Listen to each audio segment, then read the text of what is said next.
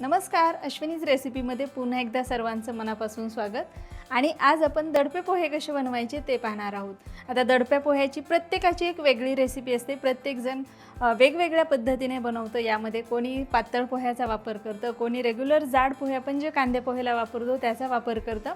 तर आज इथे मी तुम्हाला जी रेसिपी दाखवणार आहे त्यामध्ये रेग्युलर कांदे पोहेचेच पोहे वापरणार आहे। खूप छान होतात या पद्धतीने। तर आपण वेळ न घालवता रेसिपीला सुरुवात करूयात। आता त्यासाठी इथे मी हे पोहे घेतलेले आहेत, आपले रेग्युलर कांद्या पोह्याचे। याला स्वच्छ करून घेतले आणि हे एका चाळणीमध्ये घेतलेले आहेत। आता 5 जणांच्या अंदाजानुसार घेतलेत। तर एक सोपी पद्धत आहे अंदाज घेण्याची। साधारण एवढे पोहे एका व्यक्तीला पुरेसे होतात, तर त्यानुसार घेतलेत। आता हे आपण धुवून घेऊयात। आता जर तुम्ही इथे पातळ पोह्याचा वापर करणार असाल तर त्याला धुवून घेत नाहीत। पातळ पोहे घेतले तर त्याला फक्त नारळाच्या पाण्याने ओलं करून ठेवतात।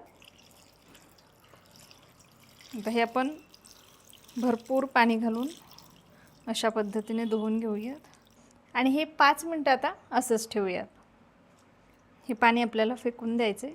आता हे आपण बाजूला ठेवूयात। आता एक मोठं भांडं घ्यायचं आहे। इथे एक बाउल घेतलेली मी। आता त्यामध्ये आपण बारीक चिरलेला कांदा घालूयात।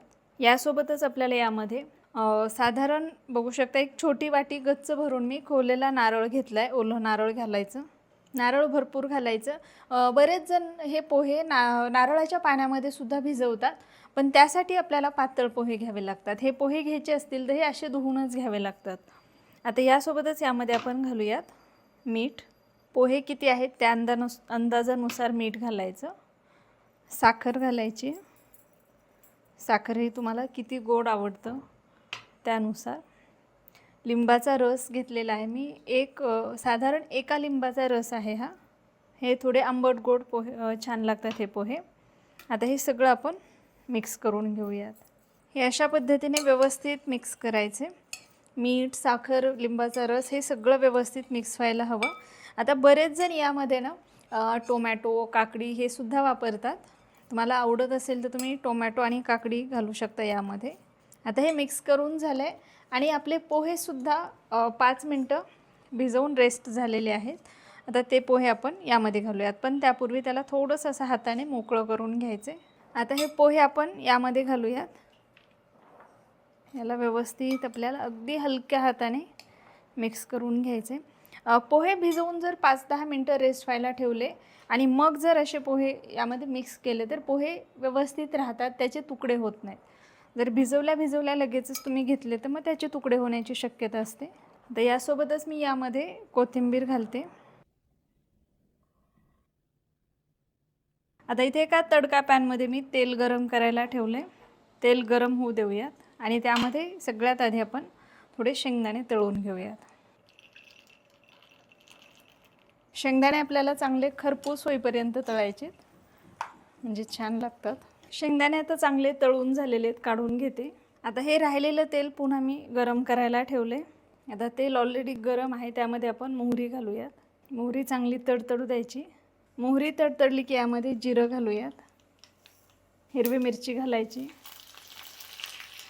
आता गॅसची फ्लेम मी बंद करते। हे भरपूर गरम आहे, तेवढ्यामध्ये मिरची व्यवस्थित तळली जाईल। आणि सगळ्यात शेवटी आपण यामध्ये कढीपत्ता घालणार आहोत। मिरची चांगली तळली गेली। आता यामध्ये कढीपत्ता घालते। हे तेल अजून भरपूर गरम आहे, त्यामुळे एवढ्यामध्ये कढीपत्ता व्यवस्थित तळला जातो। आता कढीपत्ताही चांगला तळला गेलेला आहे। आता ही फोडणी आपण या पोह्यावरती घालूयात आणि हे मिक्स करूयात। तळून घेतलेले काही शेंगदाणे यामध्ये घालते, काही तसेच ठेवते। आता यावरती आपल्याला झाकण ठेवायचं आहे, म्हणजे आपण जी फोडणी केलेली आहे त्याचा फ्लेवर या पोह्यामध्ये छान उतरतो आणि पोहे खायला छान लागतात। 10-15 मिनिटं ठेवू शकता किंवा जास्त वेळ ठेवलं तरीही चालतं। 10 मिनिटं झालेले आहेत आणि आपले पोहे खाण्यासाठी तयार आहेत। तर बघू शकता एकदम मस्त झालेले आहेत, खायलाही तेवढेच टेस्टी लागतात। नक्की करून पहा आणि आजची रेसिपी तुम्हाला कशी वाटली मला कमेंट करून सांगायला विसरू नका। व्हिडिओ आवडला असेल तर नक्की लाईक, शेअर आणि चॅनलला सबस्क्राईब नक्की करा।